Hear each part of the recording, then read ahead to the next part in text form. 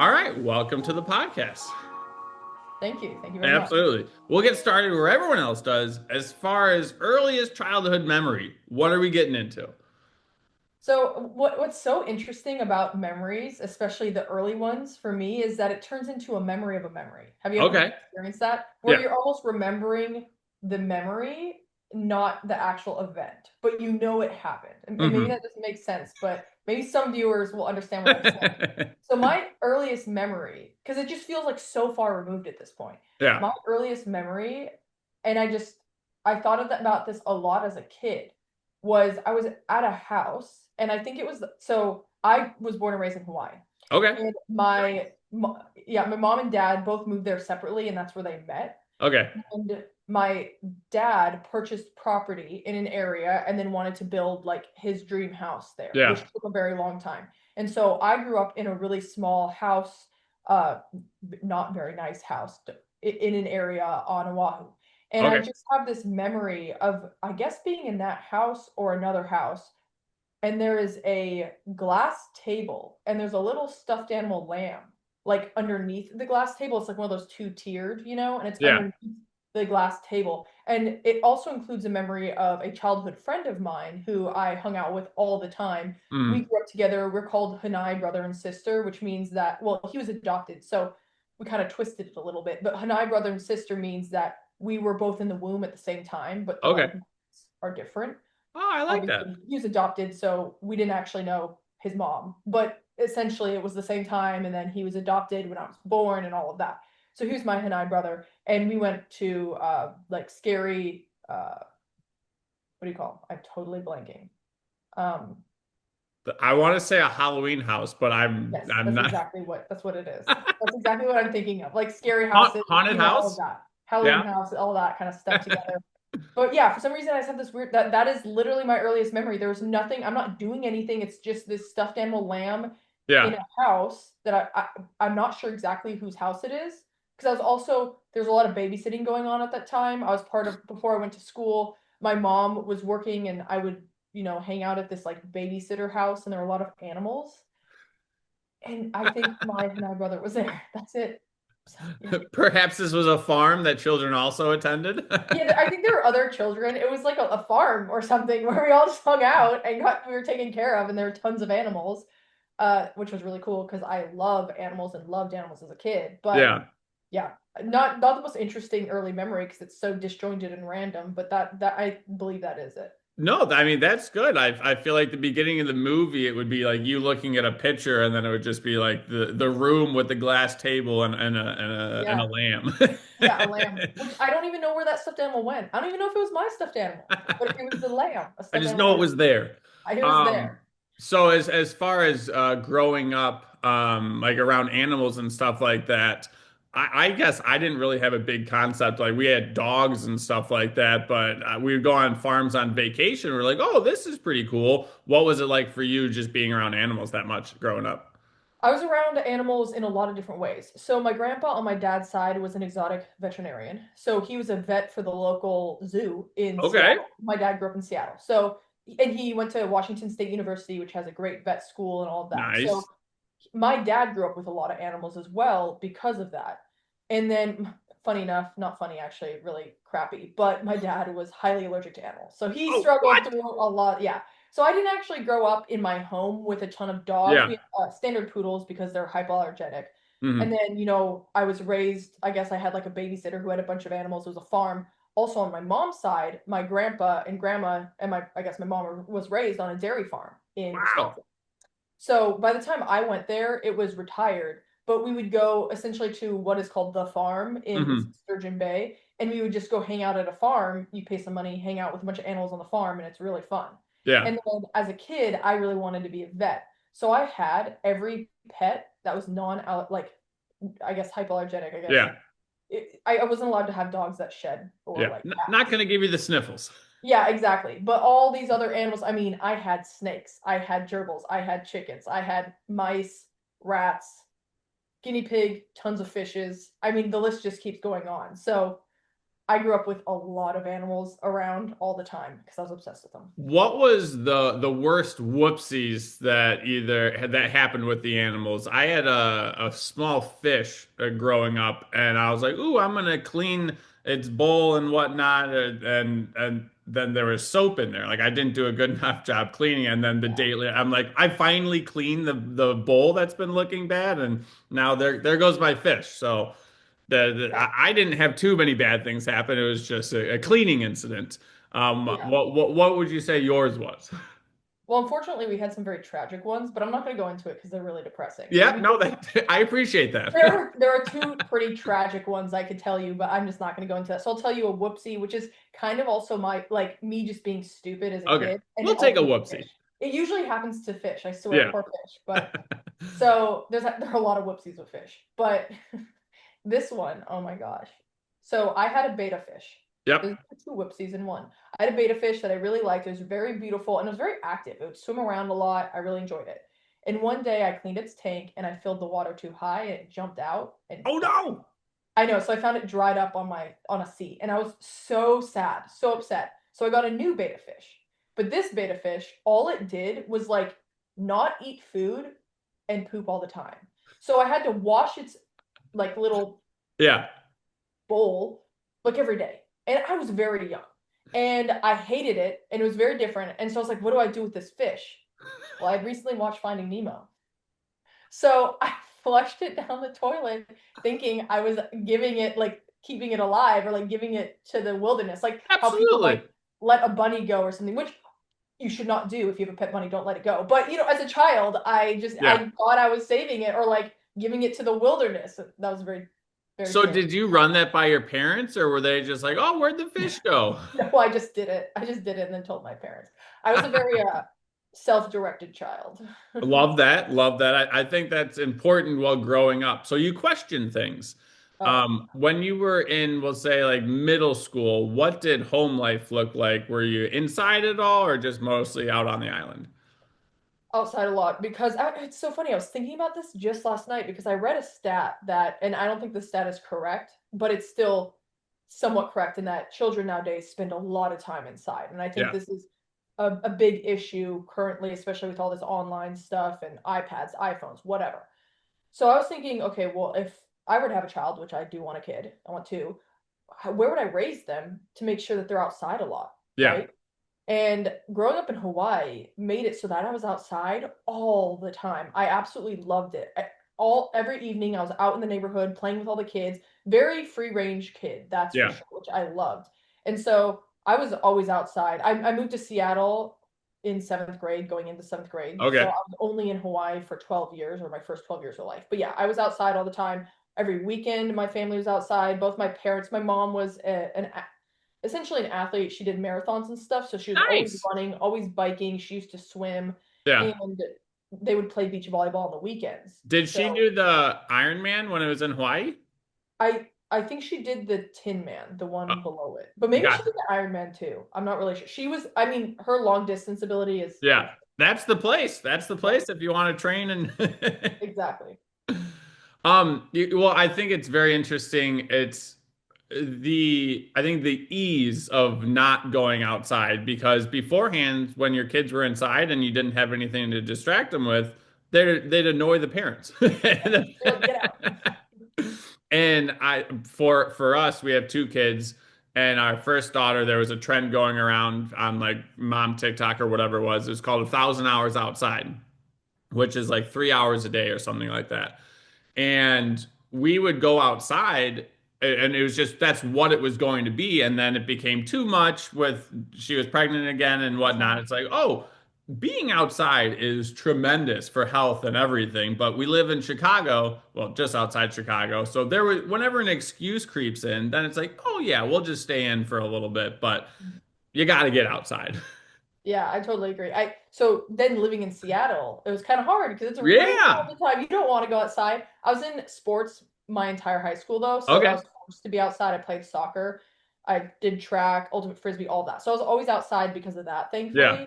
But now that's why I was thinking, I was like, like if I lived in Seattle, it would be really hard to take the kid out because I don't want to go out in the rain. I own a cat, no dogs, and I know you're a dog owner. Every time I look out the window, I'm like, haha, like it's raining because all the dog owners are walking the dogs, and I'm like, I don't have to do that. I have Yeah. no backyard. Otherwise, I'd probably have a dog and set him outside. But I really don't want to have to walk a dog. So as far as sports go, did your parents say, "Hey, you just had to play some sports," or were you inclined to want to play sports anyways?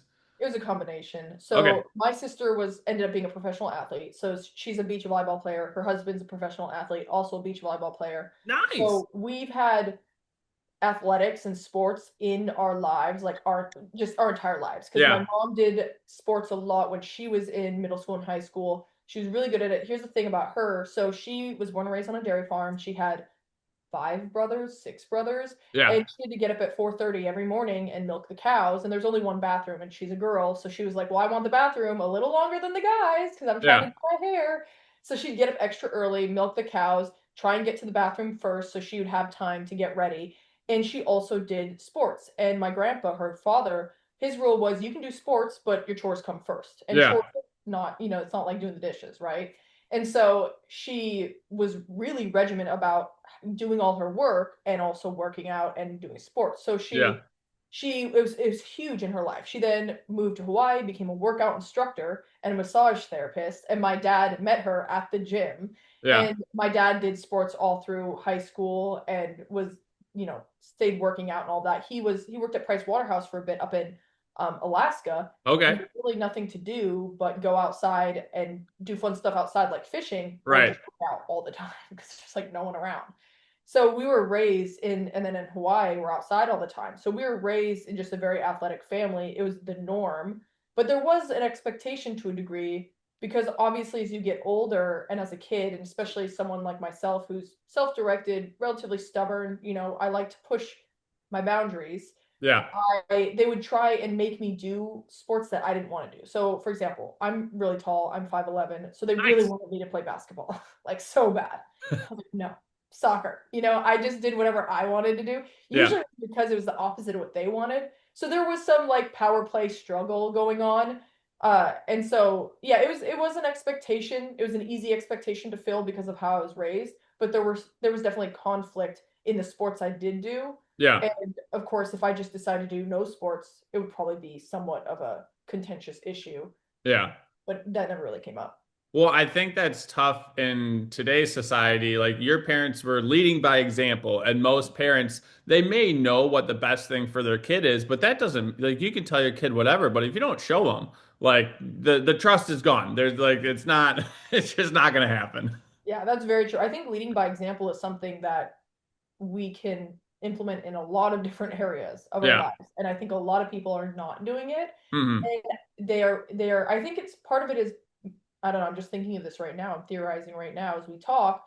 But with social media, a lot of it is talking and writing and telling. Not a lot Yeah. of it is by example. And so maybe we've set up a system where we are more inclined to just tell people what to do, tell Yeah. people how to vote, tell people what morals to have, what religion to believe, blah, blah, blah, blah, rather than Yeah. acting.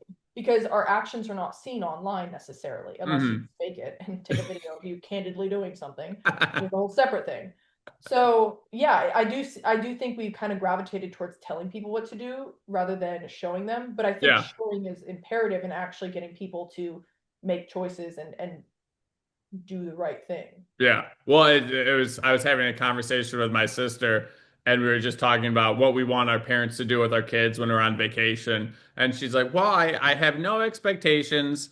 But I do see other parent or other grandparents and how they are, and they're just kind of there for the kids. And my mom and stepdad are training for a triathlon again, so they're going to be busy in the morning. And and I'm like, so you'd want them to hang out with the kids in the morning? She's like, no, no, no, I'm not saying that. I'm like, I hear what you're saying, but you're also you're saying Yeah, these other things. So definitely, it's like, oh, we'll find out. We'll find out how it goes. figure it out as we Um, go. and as far as academics goes, obviously sports were important. When you're in school, did you enjoy school? Were you there to just impress and get good grades, or what was school for you? School was interesting. Oh, all right. Why was it Well, interesting? well, in Hawaii, I bounced around a lot. I went to Okay. a lot of different schools, and I think that made it kind of hard for me to find a community as a kid. And so, and a big part of that was financial reasons, right? You know, it Yeah. was public school, then it was Catholic school, then it was like, oh, I got into Punahou, which Obama went to Punahou. Well, funny So enough, is that a magnet school? Is that a preparatory school? What would the it's just a top private school, I got guess. It's a top private school on Oahu. And so I got in there, and my parents were like, well, we have to make the money to get her here because this is a good school. And I will say the public education system in Hawaii, not sure how it's doing now, but back when I was growing up, was not the best. And so it was a constant struggle between my parents with like, okay, we want to give them better access to education, but we can't yeah. necessarily afford it. So what do we do? And then my dad was working insane hours, and my mom was a stay-at-home mom. As a vet, he wasn't making enough. So my grandpa was a vet. My dad Gotcha. was a small business Oh. owner.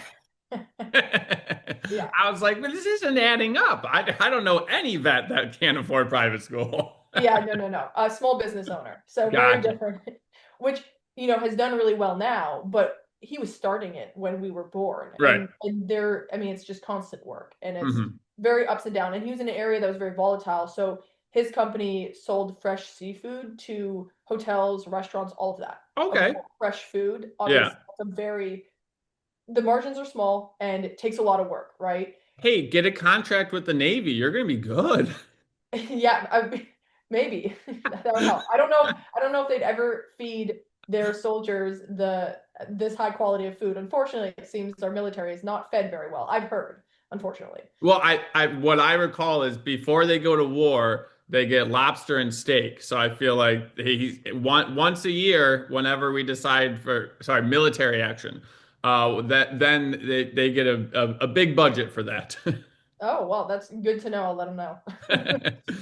But Um, so the school in particular, do you feel that the teachers at the public schools just didn't have access to the material? They were kind of teaching towards like the middle of the road, or where do you think the difference was? I think it's multiple things. So, the classrooms were bigger. They Okay. didn't have the resources. Some of the teachers were really good, but Hmm. some were really not good teachers. I mean, and it's hard to get really good teachers when the pay is not great. Oh And so, yeah. yeah, so it was just a combination of that. And there were problematic children that were not, didn't necessarily have the emotional intelligence or the ability to, I don't know, not be problematic, I guess, or Yeah. contain themselves and all of that. And then, yeah, so that was a big issue. Catholic school actually was very similar. There were a lot of personality problems Okay. in the children. So that was really hard to deal with as a kid. Yeah. And then we moved to Washington, to Seattle, and then I Yep. went to private school. I really liked my experience there. Very small classes. The teachers were all really great, but I was really bad at math. So Okay. I just really struggled with math, and uh my parents are probably going to watch this. So I love you, Dad, but he knows this. He was a little hard on me with the math aspect. And so it was a lot of like, go to Kumon, like lots of Kumon. Oh no, I All went this to Sylvan, so I know the pain.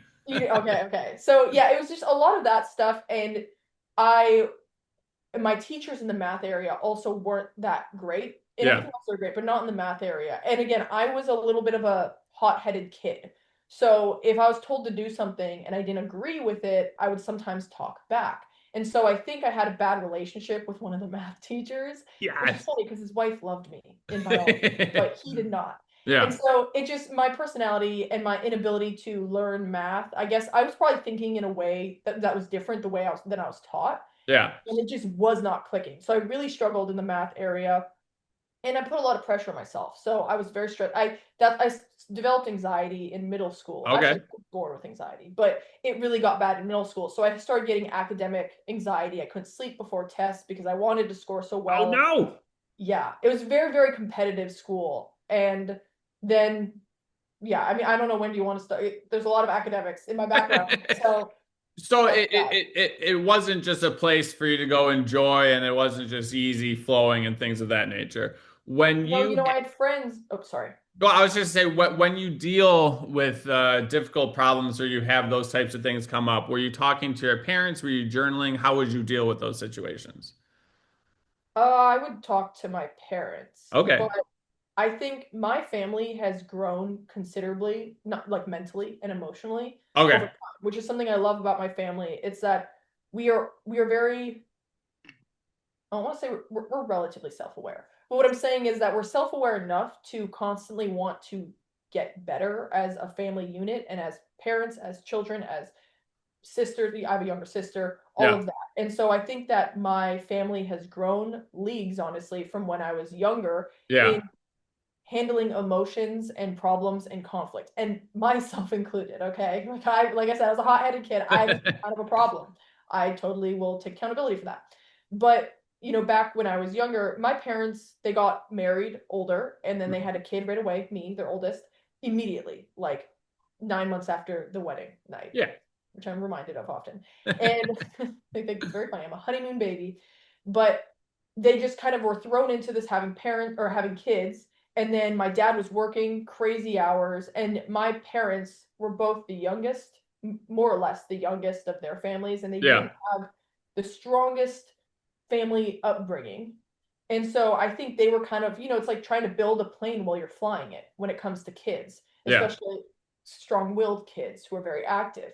And so I think they struggled a little bit. So when I did reach out to them, I don't think they handled it in the best way. And Yeah. they're aware of this. We've talked about this time and time again. And I have a different structure or plan for when I have kids myself. And so I definitely struggled with feeling heard and seen, Yeah. because to me, I obviously all I wanted to do was impress my parents, especially my dad. He owns Yeah. a business. I always wanted to own a business, and he was so smart, and I just really looked up to him. And so I really struggled when I just like wasn't able to get things. And Yeah. then I was just thrown into like aggressive tutoring or something. And Mhm. I think there was a little bit more going on. So I didn't really have, I guess I would say working out and like sports Okay. were the number one outlet. And I also want to say I didn't dislike academics. I Mhm. did love academics. I was a major nerd. Yeah. I was a crazy bookworm. I did do well in a lot of areas, and I thoroughly enjoyed it. But Mhm. there was just that conflict that I was struggling with. And then Yeah. you're going through puberty and stuff, and it's like, oh my gosh, what are you supposed to do? Yeah, it's interesting because growing up, I was like, hey, like, why don't you have a better understanding how to handle this situation? And then now I look, I was like, my dad's situation sucked growing up. Like his example, his dad was an alcoholic and his Oh wow. mom was happy to be out of Germany. Like she was just like living life, lying about her age just so she could come over to America. Like like they're having a great time and I'm over here pissing and moaning about being like upper middle class. I was like, "Oh, Yeah. maybe my perspective was a little off." Yeah, exactly. I mean, you when you look at your parents as a kid, Yeah. you put them on a pedestal, and you Oh, don't they're understand. superheroes. Yeah, Yeah. they are, and you don't understand the complexities of being an adult or a parent. And then Mm. you get into the high school, early 20 kind of young adult world, and Yeah. then for me at least, I then was mad at my parents because I was like, "Well, you messed up all these things, and look at me now. Now I have issues. Look at all these issues. I'm going to therapy because of this and because of you, and blah blah blah." And so Yeah. I feel like you go through a phase, or some people, maybe many people, go through a phase where they are angry at their parents because they fall from the pedestal, and suddenly you're like, wait, what the heck? I have all these issues and it's your fault. And Yeah. then you get to a point in your age where you're like, hold up. Maybe I need to give them a little grace and realize that they're not gods. They're not perfect, and they did the Yeah. best they could. And yeah, maybe there's some trauma, but I can get through it, and blaming them is not going to get us anywhere. And Hmm. I don't know, for me it was like I came back, and we're now as a family really trying to grow and hold space for conversations rather than Yes. being more reactionary. No, absolutely. So when you're planning on college, do you have a path that you have in mind already? Is someone pushing you in a direction? How'd that work for you? College was interesting too, because so I had dreams All of right. math. I I really want to be a vet for a long time, Yep. or some kind of business owner. But I was really scared of math. I Mhm. really, like, genuinely, I would cry at my desk. I took the ACT 3 times, and the first time totally winged it, did no studying. Yeah. And then I got like an average math score, and I studied for the following two, and I never increased it, no matter how hard I tried. Oh no. Yeah, my first test actually was my best score across the board, Yeah. which is really funny. And so I just it was just constantly running my head into a wall essentially. And so I was like, okay, I can't be a vet because there's so much math. There's so much mathy science chemistry stuff. Like, what am I supposed to do? So I originally was going to go into, well, this is silly because then I was like, okay, well maybe I could be a marine biologist, which is There you go. still, Easy yeah, there's, peasy. there's yeah, easy, no math, no, but there's still math. But I was like, okay, like maybe I really love animals and maybe I could figure it out. And so I was like, okay, let's be a marine biologist. And I was going to go to University of Miami for college in Miami, Yep. Florida, and they had a great marine biology program. And I partially I was kind of pushed into it because I didn't get into a ton of colleges out of high school. And Yeah. so I was like, okay, I got to make do with what I got. University of Miami is a great school, but it's especially good in marine biology. I like animals. I guess I could just like, get through the math aspect of it and Mm. I could take advantage of this amazing program. Also in high school, for a while I wanted to be an artist. And my dad All was like, right.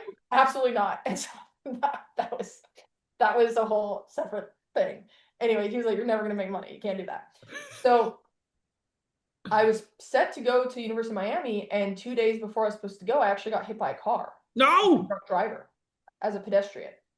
So Break it down for me. What's the scenario? If it's not too traumatic. no, I've gotten over it at this point. Okay. So I was walking on a residential road on a Friday afternoon, 2 p.m. on a dead Oh end, God. dead like in a very nice area of Yeah. Seattle. And a guy who was on a ton of drugs, heroin, and he was drinking and weed and a bunch of Xanax and stuff, hit me with his car from behind. I don't remember any of it. I was thrown up on the windshield. He was so high, he drove probably 30, 40 feet with me just on the windshield before he slammed on his brakes and I was thrown on the ground. And I ended up in the hospital for 2 weeks. And I had multiple hematomas, which are brain bleeds. I Yeah. fractured my skull. I had a potentially torn artery in my neck, bruised artery, or maybe it was bruised.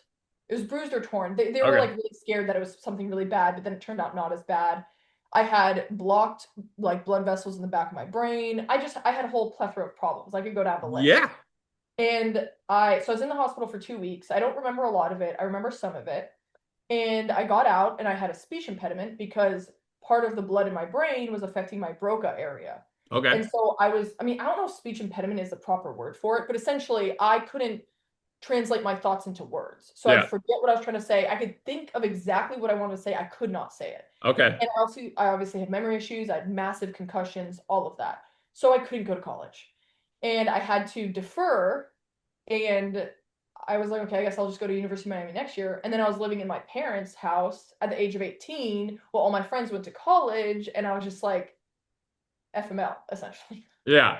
And so I just what did I started working. I became a barista and started working. And I will say, like, that year was a That's terrible what you year. do in Washington, though. That's a big thing. Became a barista at Starbucks. Not joking.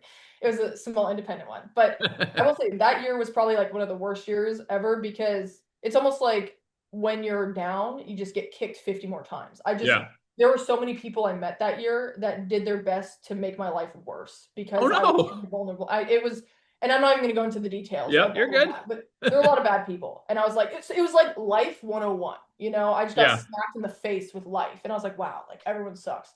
So, which is not true, but at the time, that's what I At thought. that time, that's what we were working with. That's what it felt like. So during that time, I reapplied to college because my dream was actually go to UCLA, but I got Okay. waitlisted. And so I was like, okay, I'll reapply. And I really wanted to live in Los Angeles, or at least in California, close to my family, and I loved California. So I applied to UCLA, Berkeley, and UC Santa Barbara, and I got into UCLA. So you're saying you didn't have like a lot of options for colleges, but to get into those, like that's impressive. Well, that was my second round. I didn't get into them at all the first time. I got waitlisted at UCLA. And I didn't get into Berkeley or UC Santa Barbara, only UCLA the second time. Oh, oh, oh no. Well, hey, the option was great. That was my number one. But the first round, I didn't get in. So why is that? Just there's less people that go the second. Like how I don't know how that works. Like why would you one year and not the other? I haven't. Oh, well, actually. So I what did I do? My GPA got better. So I applied. So my high school was on the quarter system. So I applied after my first quarter, my senior year, but Okay. I pretty much got straight A's my winter and spring quarter, including Oh, in math. hey, look at that. Yeah, which so my GPA got a lot better, and then Okay. I rewrote my essay, and I think my new essay was way better. I said nothing about my accident. Oh, I I was was gonna say young. definitely getting in with that story. I used it for law school. I didn't use it for UCLA because I was like, I want to get in on my own merit. I don't want to use the fact that I got hit by a car, whatever. And then at law school, I was like, I don't give a shit. I'm using Yeah. it. But I had to get through all that. So yeah, so I think my GPA and my essay helped, and maybe it was an easier year. I'm not really Okay. sure. But those are two. I don't know because they don't really give information on that. It's a very small percentage to get Which in is already. So wild. I Why don't why know. are we not telling why or why not? Yeah, so I got in. I got really really lucky. I mean, I'm Christian, so I say it was because of God. But yeah, I believe Hey, He helped me out. wherever you can get it. Yeah, So you said law school. What brought you to law school instead of working at SeaWorld with the animals? I would never work at SeaWorld ever. Okay, uh, so I ended up going to UCLA, and I switched my major to environmental studies, Okay. science, which is way less math.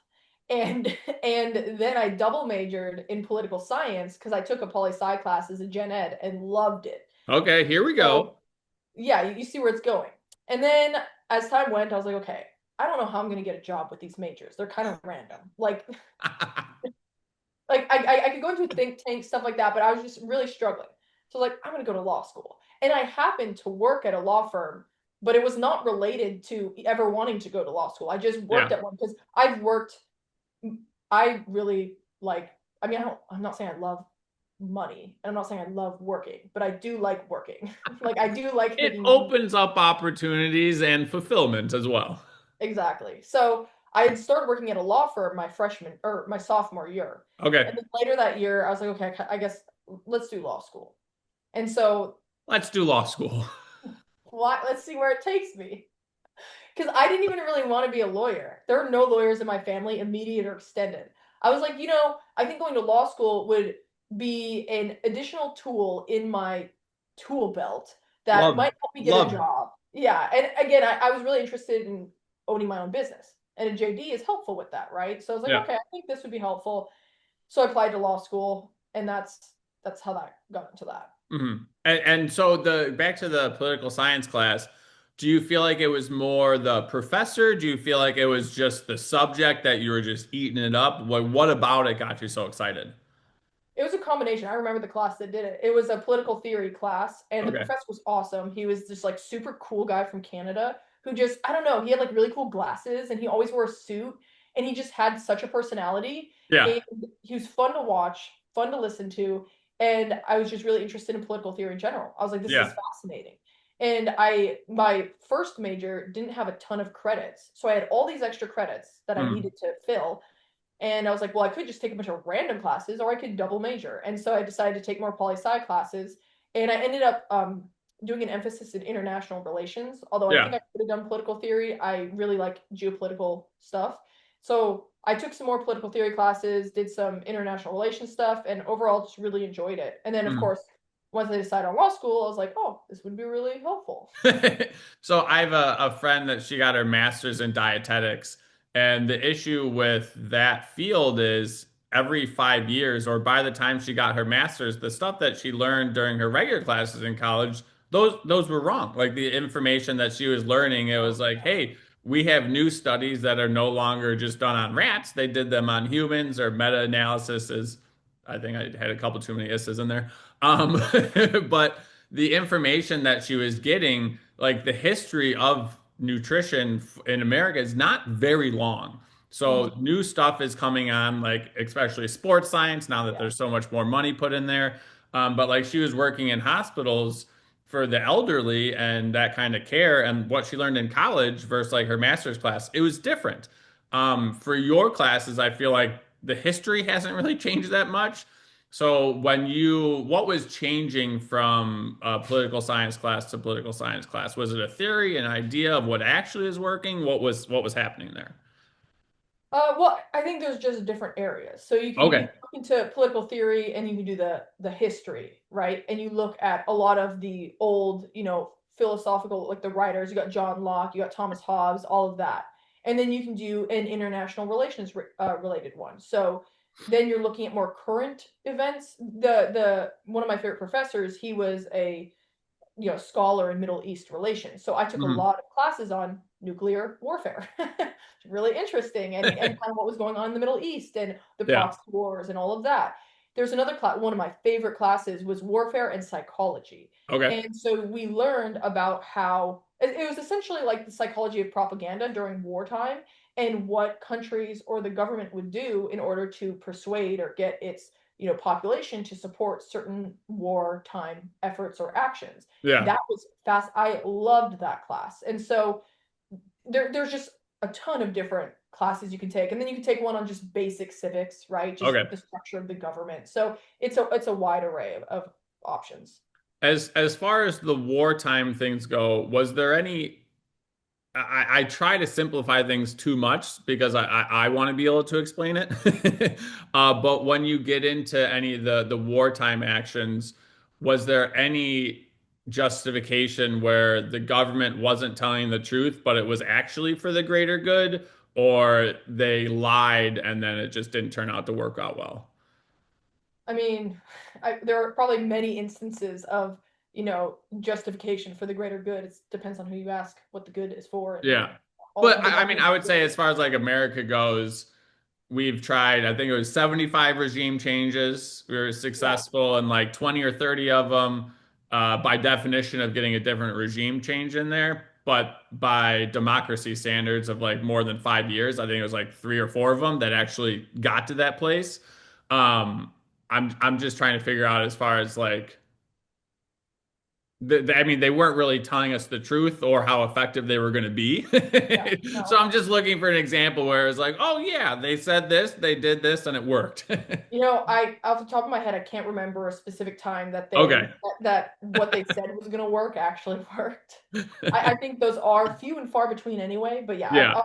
off the top of my head, I can't remember it from that class. Okay. I feel like there was one place that there was a genocide going on, and I think it coincided with a regime change that we wanted. So I was like, we'll take this as a win, but that's the only Oh, one that I recall. yeah, yeah. No, I can't remember off the top of my head.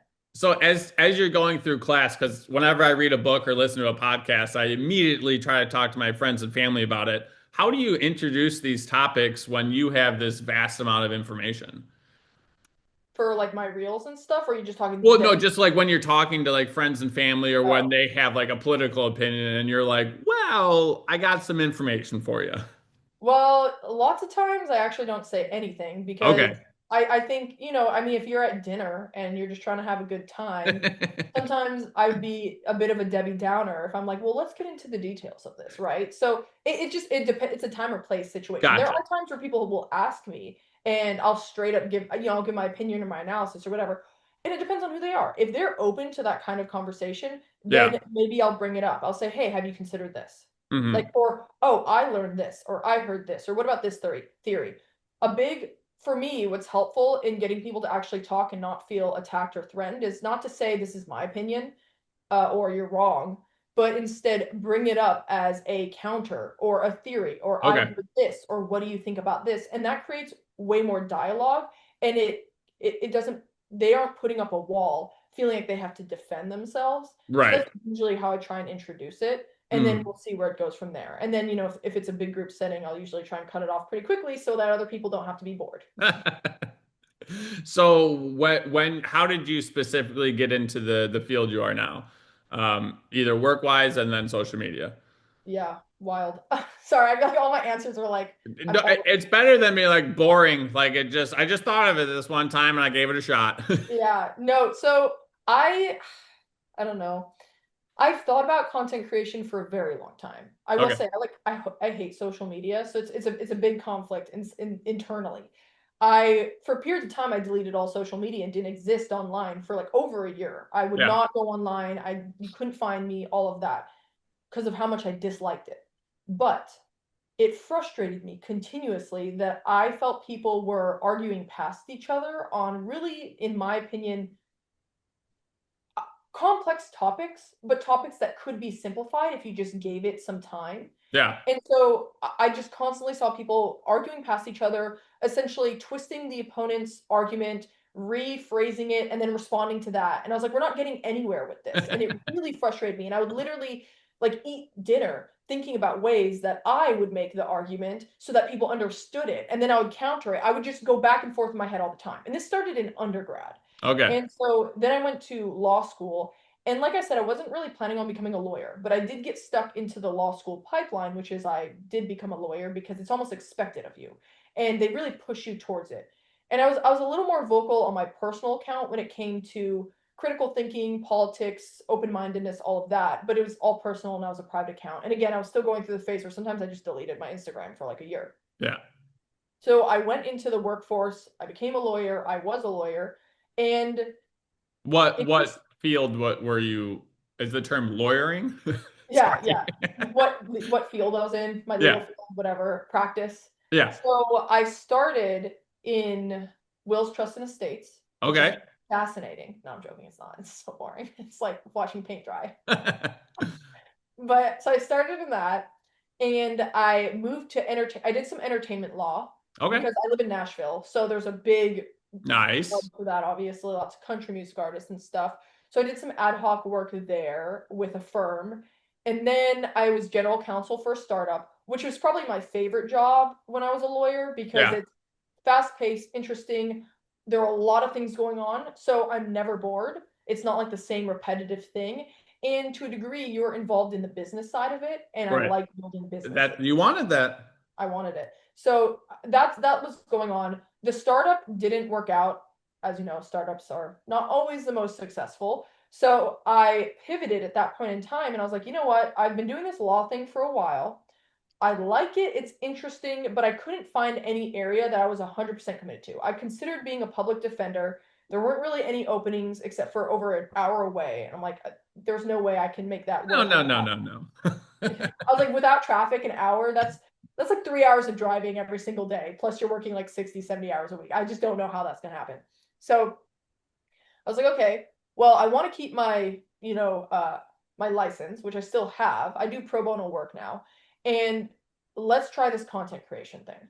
So I dove into the content creation and it's been kind of an interesting path because the hardest thing for me is niching down. Everyone's like niche down, but I have so many interests and I want to share all of them with people. So, Yeah. but obviously that's not, people will follow you for one thing and then they'll get annoyed that you post something else. You actually have to make a niche. So I kind of struggled through figuring out my niche, where I wanted to speak, what I want to talk about, the tons of IT issues that are just the worst in the world, and that has brought me here. Yeah. So as far as I'm trying to develop the not a persona, just who I want to show who I am, and in general, I think I would be a good political commentator that admits when he's wrong all the time. And somehow in every other field, they say, you know what? The more you learn, the more you know you don't know. Mhm. Even that I screwed up. The more you know, the more you know you don't know. We got there. Yeah. So, but when I watch a political debate, that is not what's going on. There's a no. This is my point and theory why it works towards my particular argument that I changed your question from because your question, as a lawyer, you were leading so I could win a point. And it's just been very frustrating for me because I like to listen to a lot of long form podcasts. It's like, oh, okay, that makes sense. And then I want to hear this person debate, and it's like, that didn't help anybody. Like Yeah. we're getting fireworks, we're getting excitement, but we're not improving anything. My goal is like you were talking about how to form an opinion. I've been looking at something, maybe it's socialism, capitalism. Then I'm like, here's my hot take on it with just my life knowledge. Then I'm going to look into it for like 10 minutes. Then and here's an hour in watching YouTube videos. This is kind of the process of learning. Um, At some point I was gonna make a good point, but it seems to me that the left versus the right, they want very similar things, but just going about it is slightly different, and the government doesn't care about them. That's more or less where I'm at the moment. Yeah. Yeah. No, I actually I really agree. And I share your sentiment on pretty much all of that. Mm, America is, and you know, obviously there's other countries that do this too, but it's very central in America. America is the entertainment capital of the world, and it seems like yeah. politics. All it is in it is entertainment nowadays. It's Mm, just fireworks. It's just people wanting to, you know, listen to their favorite debater say what they already believed and right. essentially like trounce on the opposing like party. And it's just so frustrating because it's no longer the actual pursuit of truth, which that's a whole separate thing because we also are moving into a world where you know we have more subjective truth and morality. We have way Yeah. less of a foundation. We are no longer rooting our rights, our duties, and all of that in a foundation, which I have talked about on my page and plan on continuing to talk about, which is really interesting. And so we're just kind of like floating around trying to figure out like why do we believe what we believe? Where do our rights come from? Where do our duties come from? And then also arguing without that foundation and trying to I don't know, I guess just make a ton of money off of it. I Yeah. don't know. It's just it's not because I was you know I've been doing a lot of research on you know John Locke, Thomas Hobbes, Rousseau, all of these older you know philosophical thinkers, and then I'm recently doing research on the Declaration of Independence Okay. and Jefferson and the debate around that and the idea of the kind of Protestant majority that existed at that time, Yeah. and then the different beliefs on like how God works and deism, or is it it's deism, right? That's how you pronounce it. Deism. We're not asking me for these. I'm always like deism or deism. That's the issues. I actually read way more than I listen. So I really zone out if I'm listening to a podcast. I Yeah. love reading, but then I get to a point where I have to say the words out loud, and I'm like, oh shit. Like I Google all the time. I'm like, how do you say? No, that's smart. I'm purely an audible on like 1.5 times, or Oh, we're losing focus somewhere. yeah, I'm like purely reading practically. So anyways, Yeah. deism, that's which is what Jefferson was. And the idea of God and God's involvement in America, where these rights come from, why they had the right to remove themselves from Britain, it's fascinating. Mm, But the goals were relatively the same, even though they might disagree in the way that they, you know, got to those goals, and they were okay with that. mm, And they were also open to having these really deep intellectual debates, again, with the goal of learning more. But I yes. just don't see that anymore. And it's very frustrating. People are so scared of being wrong. And I get it. Like when you said, I'm okay with being wrong, that is truly that's an amazing trait to have that a Mm, lot of people don't have. And I try and instill that in my mind all the time. Okay, I'm okay being wrong. Be humble, humility. Let's be a little like humble here and be okay that I'm wrong because at the end of the day, I actually want to be right. I'm mm. never going to be right if I'm not okay with being wrong, right? I want to learn here. And so yeah, I don't know. It's very frustrating to watch. I think we've really gravitated from or moved from a place of truth seeking to where Mm. we are now. And do you feel I'm oscillating back and forth between it's by design or people are just taking advantage of the situation? Do you think there's a lot of nefarious actors that are just pushing either via algorithm or bots to keep us regular folk fighting together? Or do you feel like that's just because we're so busy, we're looking for a break, we're just sitting on our phone, we want to stay excited, and the algorithm is just keeps feeding us that? I don't know which camp I'm in today. I mean, could it be a combination of both, Yeah, right? I think that's really what it is I 100% believe that people, corporations, politicians, entities are trying to manipulate us, trying to keep us divided. That I yeah. mean, that's the oldest playbook in the history of the world. Like this is not a new concept. So I think time and time again we have seen it with history. So I don't see why it would be any different now. But Hmm. then we as individuals, we get sucked into it because it plays into our preconceived essential cognitive biases, Yeah. right? It's so easy for us. And what I've started to believe and say, and I want to hammer home more on my page, is if you open up your phone and you go on social media, you cannot do it for passive entertainment. You Hmm. cannot. It's not that, if you're tired at the end of the day and you just want to veg out, don't go on social media, which is what everyone does. That's what it's built for, right? But it's essentially a propaganda tool now. And Yeah. so if you are not cognitively aware of the ways that ideas and beliefs can slip into your mind, then you are essentially just consuming a bunch of information that is going to end up manipulating you. And I think if Mhm. you have you read Thinking Fast and Slow by Daniel Kahneman? So I talk about that book way too much, but it's such a good book. I'm gonna add it to my Audible right now. Yeah, it's What's really the name of it again? Thinking, comma, Fast and Slow by Daniel Kahneman. Good. 20 hours. Let's go. So yeah, I will say it's a dense book, and I had to reread many, many, many portions because like he comes with receipts. It's fact based. He's like this study, this study. He points out all the cognitive biases that we are struggling with on a daily basis, and then he backs it with study after study to support that. Like this is why you view something this way. This is why you think this way. This is why Yeah. people do this. And once you read something like that, you look at the world in a very different way. And in my opinion, you gain way more autonomy over yourself because you know, like, your gut reaction actually sometimes can be right, but usually is not. And Hmm. there's a reason for it. Now you have to step back and analyze that.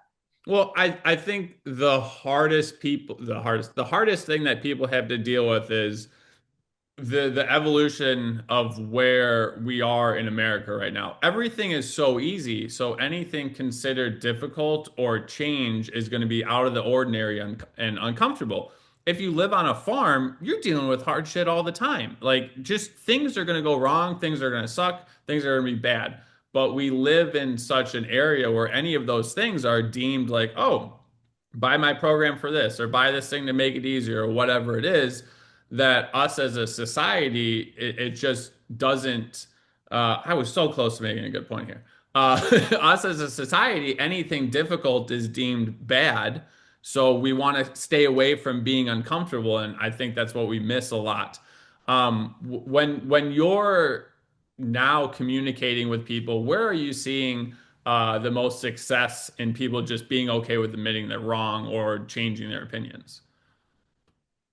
Well, I don't really debate people. Okay. Are you talking about like online or just in everyday life?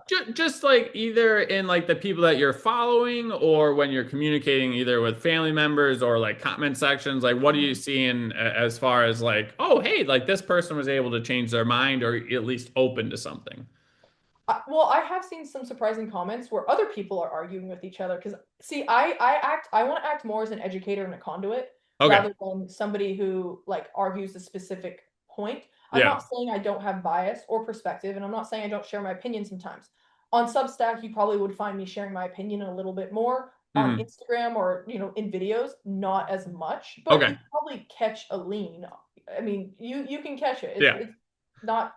I'm not hiding, but I generally don't really want to debate. I'm focused more on education. But Okay. when I read my comments, I actually have seen people admit that they haven't thought of something a certain way or that they might be wrong. It is very, very few and far between, Yeah. so it's not common. And I think online is not really the environment for that anyway. So I don't Yeah. really expect that. But when it comes to my personal life, yeah, I think again, if you come at it from a direction of we are on the same team and we're trying to find the answer together, Yeah. like I'm a detective, you're a detective, let's figure this out, you're generally going to get people agreeing with you because they're not Hmm. even going to realize they're agreeing with you because you didn't come out and say your opinion for like Yeah. immediately, right?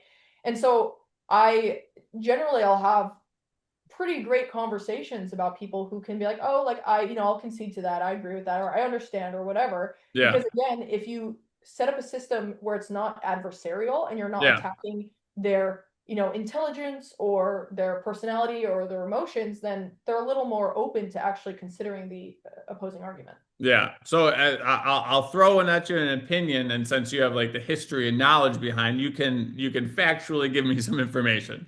So when I look at libertarianism or capitalist, the main thing is they don't want the government to have money because we need free markets for the economy to thrive. But Milton Friedman suggested the negative income tax, where if that income that everyone the middle amount of wage to just be able to live in America, we'll say is $30,000. You file your taxes, you're making $18,000. His suggestion was, we're going to give you $12,000 because this is the minimum amount for you to live. Now, the socialist idea or the left side is going to say, hey, we need to have welfare, we need to have SNAP, we need to have these things. But it seems like it's just a different way to improve the poor or somebody that's in a bad situation. Am I oversimplifying that? Am I just wrong? Where Well, do we go on that? how okay, so how many libertarians and capitalists would support that? So Would from they? from from what I've read is that the Milton Friedman and a lot of those guys, they'd agree that they have to do something for the disenfranchised, the people that aren't making enough, going through hard times, and the best way is to directly give them the money because they're admitting that these people are going to die. Like that's like we don't want that. Yeah. So the free market is there to grow the economy exponentially due to competition and so on and so forth. But we do agree people are going to struggle, and this is how we help them. There was it from what I've seen is there's a small subset of like, well, if they die, they die, but like not said that exact Yeah. way. Yeah. Well, I guess what confuses me about that belief is that I don't understand how, under a libertarian structure with low taxes to no taxes, you'd ever have the government be able to give that amount of money to back to the people. I just don't even see how that's possible. So I guess, like, I have heard those arguments, Yeah. but I don't. I think that might be a very niche belief Okay. within that system because I haven't heard that a ton from libertarians and capitalists in general. That being said, I will say that there is a difference between there are different kinds of libertarians and there are different kinds of capitalists, right? Yeah. And you also could even look at classical liberals, right? Who generally believe in limited government, but are okay to a degree with taxes and some form of, a safety net to a Yes. degree. So it really is just like what are the different degrees that we can agree on? And Yeah. that's I think that's where we fall mainly in disagreement here is that degree. Now, if Mhm. somebody had like Milton Friedman was getting into a debate with a socialist, then he's like, well, we should be able to, cover that gap. And the socialist is like, well, we should just be able to provide healthcare for everyone. I don't really know how he would argue against that. Yeah. Maybe just through the means that it is implemented. Hmm. And I should probably further educate myself on that if there is a way where under Milton Friedman's argument that we can do what he's suggesting while avoiding the alleged consequences of a more socialist structure. What Yeah. makes that any different? Have you Hmm. figured it out? Like Well, research? so and like my assumption is I've been in the health and fitness world for a while, then there'll be people that say like, oh, if you want to lose weight, like you just got to work out more, and then people will be like, oh, you just got to eat less. It's like we both want the same thing. And one Yeah. might be more effective for another, but if we both agree that we're on the same thing, my problem is with the people that are claiming capitalism, free market, they're just not looking up the theories and the ideas of the things that they're preaching. So, uh, and Friedman, I think, with healthcare is like, hey, if capitalism is working correctly, then we're only going to need to help a small amount of the people because it's going to be so competitive. There's going to be a low barrier of entry. Everyone's going to have their prices out. So it's going to be cheap, best innovation. It's going to be good for everybody. Hmm. Doesn't work in real how things are working now.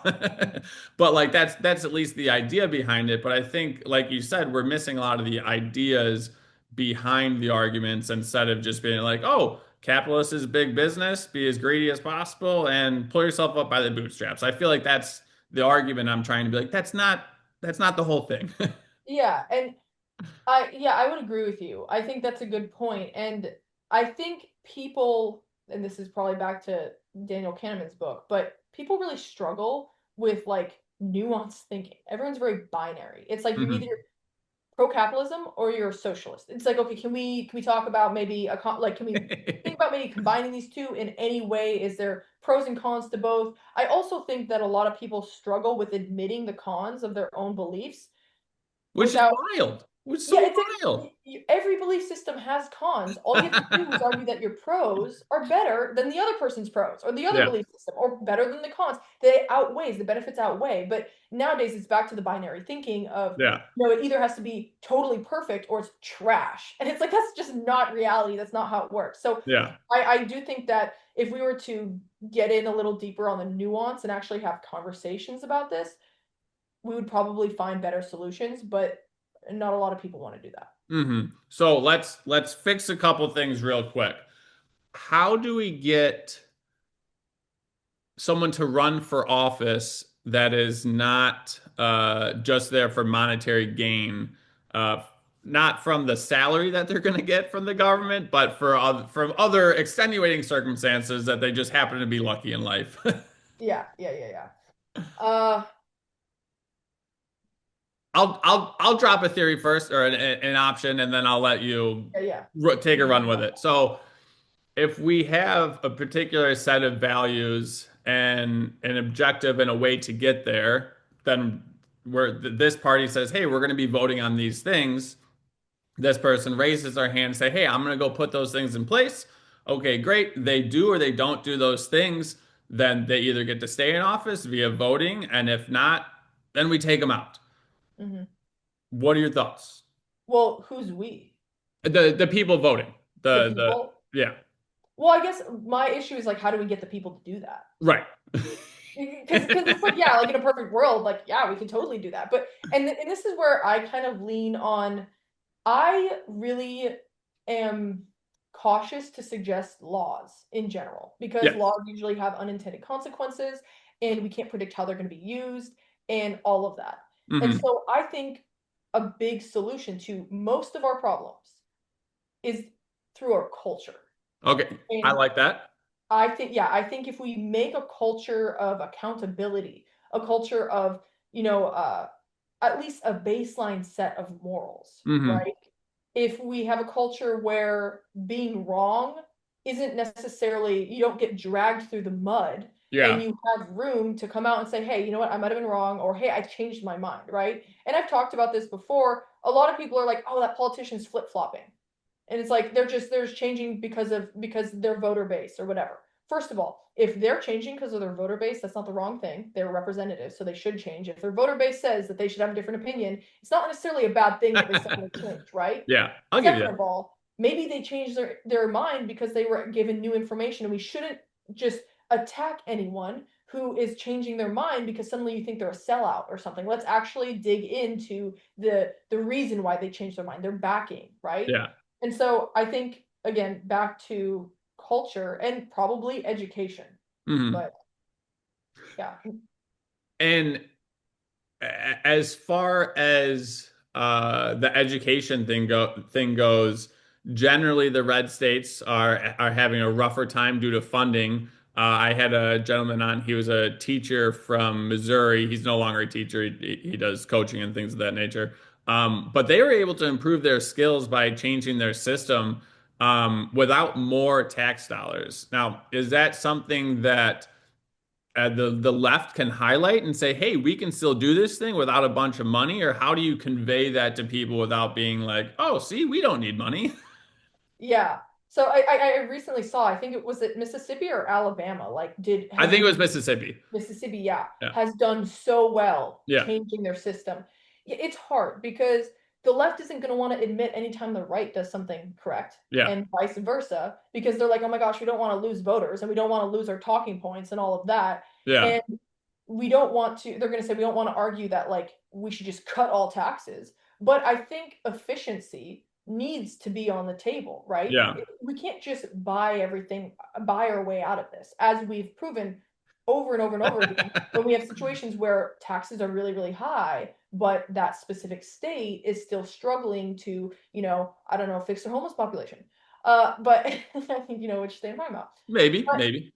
yeah, so it's that's another thing is like, and I don't know, again, this, I go back to culture, but then it's like, okay, but how do we get the culture to do this? Yeah. If we could like create a situation where they work together, the parties work together for the greater good of the country rather than just trying to constantly be in a position of power, Right. then maybe we could actually get somewhere. I feel like historically, generally politicians in America were a little more open to doing the right thing for the American people, even if it meant that the other political party was the one that was correct in this specific Yeah. battle. But the war was making America better, was helping everyone. The Right. battle they lost, but they win the war. Now everyone wants to win every damn battle and the war. And so it's just again that I guess that would be a culture thing. Maybe it has to be like new age politicians, not new age like, woo woo, but like new politicians, younger Yeah. politicians who can you live by example, admit when they're incorrect in public, and actually dive deeper into topics and create more of a relationship between the politician and the people, I guess. Yeah. But that would take a lot of courage, and you're really fighting against a system that is outdated, I guess, and wants something else. You'd be fighting against corporations and lobbyists and people with a ton of money. So I don't know. Sometimes I think social media is definitely problematic, but social media also gives you a huge reach Hmm. if they don't block you on everything. But if Have you been you're getting blocked? no, no, no. But I mean, like, if you really came out and you're saying some revolutionary stuff, Yeah. I mean, I follow a lot of those people in all their alternate accounts because they do go exactly, away. exactly. So it's like, okay, maybe if you could push it out there and get the general population to see these politicians, these new politicians that are different, they have Yeah. a different personality, they're a different mold. Maybe we could actually create that cultural shift. Social media would make that happen. But the issue is if social media is the conduit, then if you just cut that, they no longer can access, and Right. their competitors are being sponsored on social media. So it's kind of a that's a an issue. So when you're seeing what's going on with politicians, is it as easy as, hey, we paid for you to get into office. We gave you $20 million. I'm going to have a text with you later. I'm going to call you at some point. We're going to need to push this thing through. Or what do you see as a more like a nuanced observation of what goes on there? What's actually going on? Yeah. I mean, Do you think there's blackmail? Like there's so many things thrown up the air. It's hard for me to figure out what's really going on. I've had a couple people that are running for Congress. Another guy that was in D.C. and as a staffer, and the way he described it to me was there's tens of thousands of staffers, and a quarter of them are freshmen that aren't going to be able to get anything done because nobody cares about you and you're new. So you just had to be lucky to get on a committee. You're not going to be able to pass anything unless you have someone that's already in a special committee. So you're not going to get a lot done. And if, God forbid, they're running for something, they don't want to pass anything that's going to be able to be negative against them. So not a lot's getting done. yeah, yeah.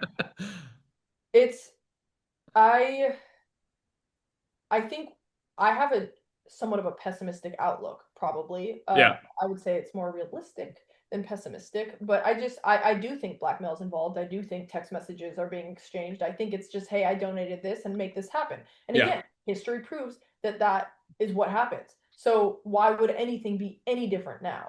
And right. so I again, that's like a struggle. Is it seems that the entire system is so problematic and corrupt and just, gridlocked practically. I Hmm. don't even know how we would start over and how we'd fix it. I Yeah, recently I wrote an article on this, but I kind of was talking about the unintended consequences of laws, and somebody commented and it turned into somewhat of a conversation where it was like, okay, it seems that politicians are encouraged to pass laws.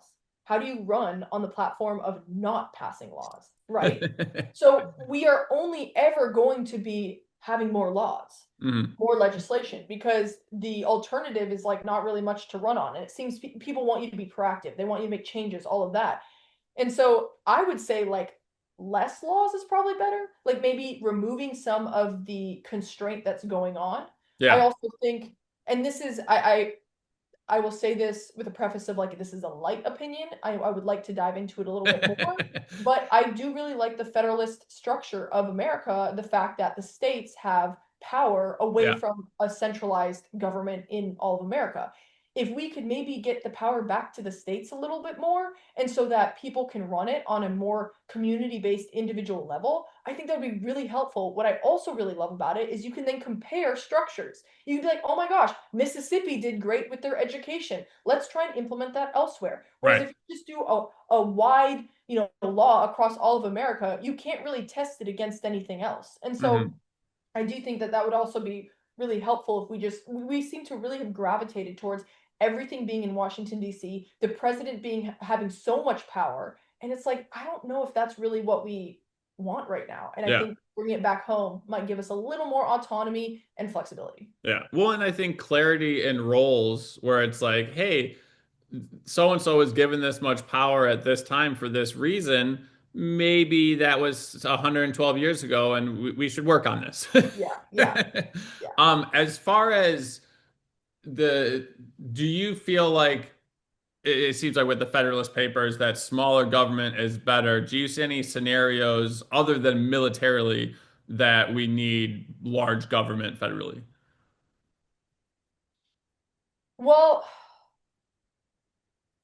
I do understand the Commerce Clause, essentially when it comes to like interstate travel and all of that, where the federal government needs to be involved because Yeah, it's just I don't know. I believe there's a case that we learned in law school where one specific state had a specific rule as to the kind of mud flaps that the trucks had to have in order to go through the state. And it's yeah, like, okay, well, how are we supposed to actually have commerce when this one state, all these other trucks have to get that specific one, but all right. the other states don't do that? So there needs to be some kind of coherence for Yeah. sure. So I think in relation to that, that's big. Uh, Otherwise, I don't really, I don't think so. Is there a, what are your thoughts? As far as universal healthcare goes, I feel just the way our private healthcare system works, they're not really interested in getting us the best pricing.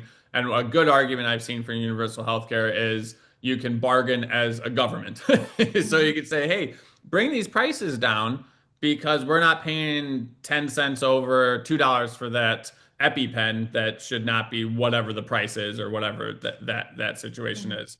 Um, but I don't think the government handling the money is I think using bargaining power and throwing its weight around is important, but other than like universal healthcare in the way of like just improving the business side of it, I don't see a whole lot of arguments at this point. Yeah, I really want to look into universal healthcare a little bit more because I've heard arguments on both sides, but I personally don't have an opinion on it. And I Yeah. mean, I have a lean for sure, light opinion light, but I would like to learn a little bit more. So a question to you on that.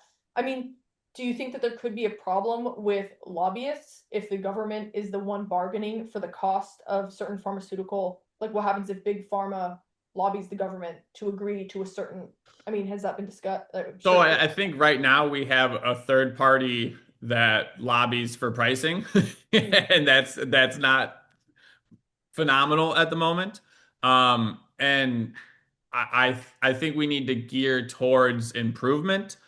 We pay two or three times the price that other countries do, and we're fatter and dying way faster. Yeah, yeah, But I think if for the right side, if we're talking about just pricing, we pay exponentially more, and it's worse as far as if we just deal with the stuff at the beginning. I don't want to say we need to give everybody personal trainers, but if somehow we can just get people walking every day, yeah, whatever, whatever incentivize or culture shift, there's actually this was a massive thing that a state did in Texas. They improved walking lanes, they improved biking lanes, and they improved like where you can walk around the forest and access to farms. And everybody lost, I think it was equivalent to 1 million pounds, like the whole city or whatever it was. And that was like a small city was able to do that. Now, I don't think the government as a whole, we have national parks and things like that, not enough people go to those, which is wild. Yeah. But somehow being able to I don't want consultants going to every state or every city, but to be able to bring a blueprint and be like, hey, this is like what we're gonna do. I had a family friend that was the mayor in the city next to us, and he got everybody out walking. They're like, hey, we're going for a 5K today, and the city would just go out for a walk. So whatever we can do to find like the best thing, because there's a solution for all the problems we have, but picking the sides is I feel like getting in the way of those solutions. Yeah, I agree. I mean, again, they're trying to win every single battle rather Right. than paying attention to the war, which is bettering America in general. I living in Nashville, I struggle with that because the area I live in, there's like half the streets have sidewalks, the other half don't, and it's just Yeah. like, how am I supposed to walk anywhere or do anything? And then if you have a kid and you Yeah. want to let your kid run around, it's unsafe. And so I think with Nashville really struggled with that because it blew up so quickly, the Yeah. housing market, that a lot of, construction or companies that were trying to sell houses were just like, okay, get this house up, sell it, make a ton of money, adios, right? They didn't care about the actual structure of the neighborhood, except for obviously be like, okay, we're near a school and there's like a Yeah. brewery down the street, so it increases value, people want to live there. But when it comes to actual like walkability is added in, but it's not enough for Right. anyone to care, it seems. And so then you create these like patchwork neighborhoods that just kind of look, excuse my French, a shit You're show. good. Yeah. But so it's for but I don't know in that situation. Let's like use this as a hypothetical. What would you advise? What do you think the city should have done? Like mandated sidewalks, which some lots of cities do, but I think Houston does not randomly. I've So heard that, but I think the only city where more people walk or use public transit is New York. mhm. So being able to just have access to those things, my friend was just in, I don't think it was Norway. That was one of those European areas. And they would walk for like 2 hours, like just to go over the mountain and then go have lunch or whatever it is. So I think culturally it's important. Down in Tennessee, they have, I don't think it's a Crunchy Moms conference. I might be homeschooling. Very, very similar people. But like they all have like the opportunity, like Nashville, the surrounding areas, you can go do those things, but the access to those aren't as easy. So I think if we can close down so many streets that we don't need. And the cities that are doing really well with city planning, they pretty much just close down the center streets. They have times when the trucks can go in and load, like early in the morning or whatever it is. But other than that, just let the people walk. Like the city, like you can drive around in most large cities. It's just Mhm. not the fastest, which I think we're very much used to. Yeah, yeah, yeah. We're definitely care about speed a lot. Yeah, Yeah. I agree with you. I mean, Nashville is relatively walkable downtown for Yeah. sure. And then there's some areas outside of the downtown area that are also walkable. My area, not so much.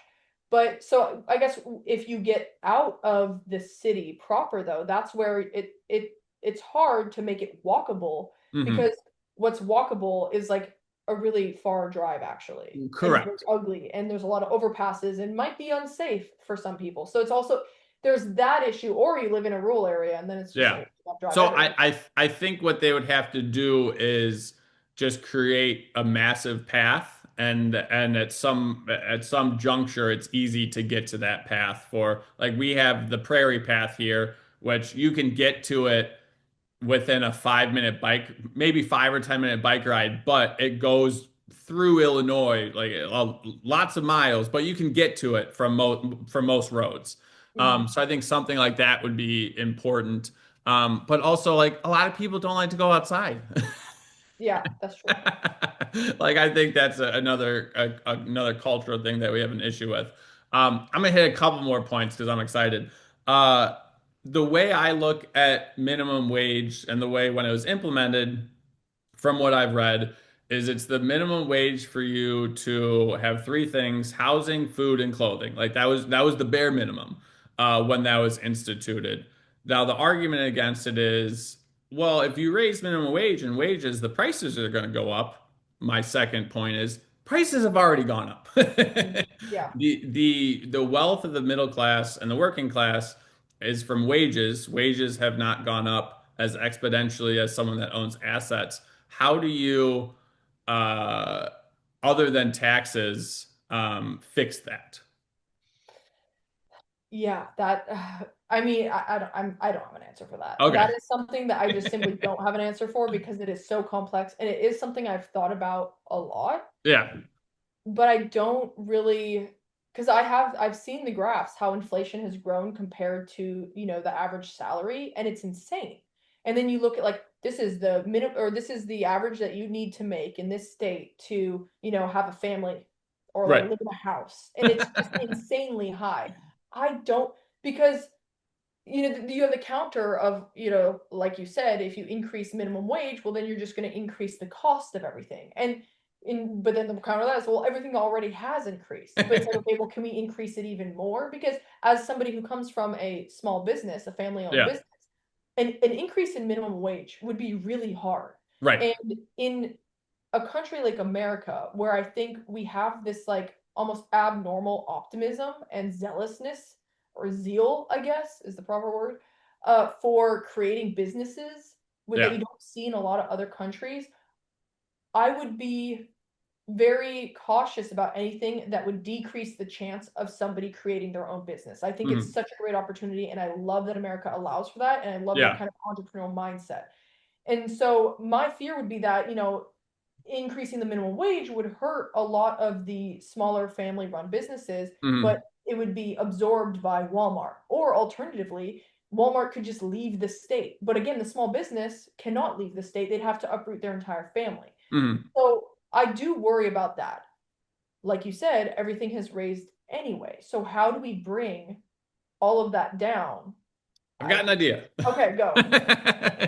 So in the 40s and 50s, we had progressive tax hikes for corporations and people. And what I'm seeing a lot from the left is like, oh, great, we need to tax and get that money so that we can redistribute. But the way it was for back then, to get away from having to pay those taxes, you either grew the business, either through like building larger, more brick and mortar, whatever it was, however you're going to grow the business. You could pay for research and development. I just have one finger apparently. Or you can increase wages. So I see the only way is to increase the wages because that brings the money back to the working class and the middle class.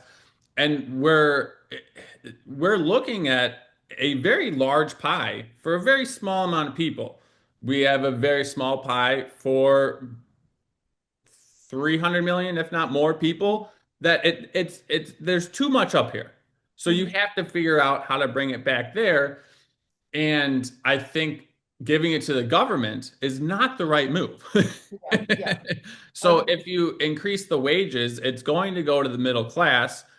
And that's where it was in the 40s and 50s when everything was booming. And I feel like other than that, I don't see um, I don't see another solution because if the government gets their hands on it, I just it could go to another railroad project Yeah. or solving another problem that my buddy can. He's really good at defense. We're gonna give him a nice contract.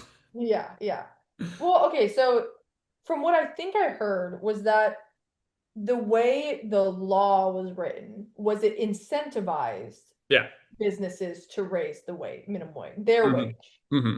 Okay, I really like that idea Yeah. because I would be against a, state level or federal level minimum wage raise because that's what would really hurt the small businesses. And like I Right. said, I'm kind of against like just blanket laws. Yeah. But if you're able to create a structure that incentivizes businesses to pay more if they can, Yeah. then I think that's a great structure because that way Walmart can do that. And then the Hmm. small family owned business doesn't have to necessarily do that. Now, of course, you're going to create a competition where more people might want to work at Walmart as a result, but I don't think that's going to be as big of an issue as if you just raised like across the board the cost of minimum wage. So I Yeah, actually and really like like that proposal. minimum wage was fantastic when it could afford you minimum wage. If it continued, then people would have gotten paid minimally, and then to get paid better and to get more competition, then the wages would have increased exponentially.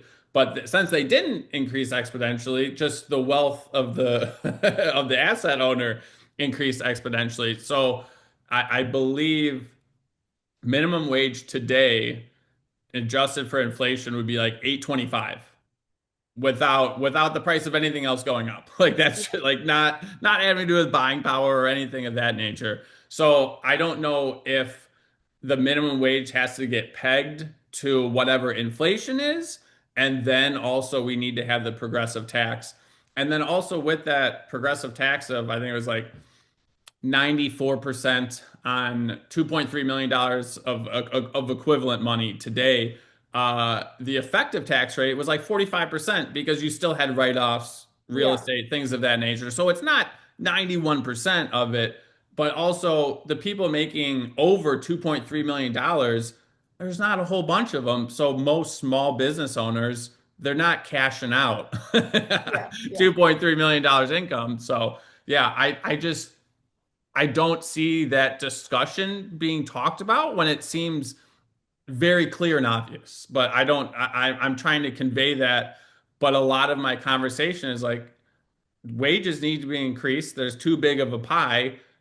People like I don't, I'm trying to talk about it in different ways, but it seems clear to me. But yeah.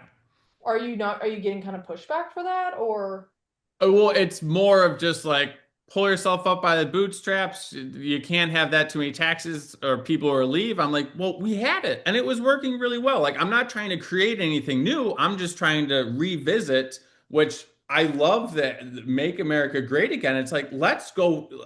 I love using history and examples why it was working so well. yeah, yeah. Yeah, that's interesting. Yeah, well, people are just so averse to any idea of tax. You bring it up. And I mean, I understand it. Like, rightfully so, they are definitely worried about the government taking advantage or I'm using with it you. or, I'm yeah, with you. but there's got to be a path forward better than just sitting on our hands and not doing anything because we're so terrified of a Yeah. potential, again, we should pay attention to unintended consequences, yes, but that doesn't mean that we should just not move at all. Right.